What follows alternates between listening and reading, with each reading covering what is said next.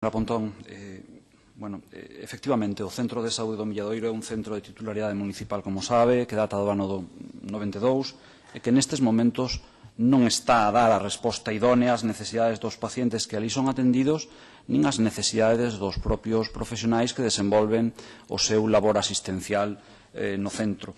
A pesar das melloras acometidas, o centro tampouco está dimensionado, como ben decía, para asumir a poboación que lle corresponde ser atendida no mesmo, razón pola cal, no seu momento, se decidiu a construción dun novo centro.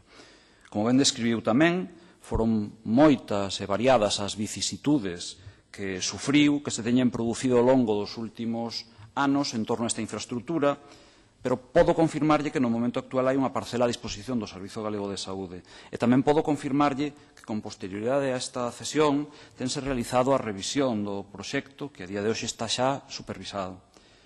Todos estes atrancos aos que facía referencia e aos que vostede tamén refería no contido da súa pregunta teñen impedido, efectivamente, que o Centro de Saúde do Milladoiro se incorporase, tal e como era a nosa intención, o proceso de licitación doutros 15 centros de saúde máis o Hospital do Salnés, a ampliación do Hospital do Salnés, que temos acometido e orzamentado o seren considerados os de maior prioridade.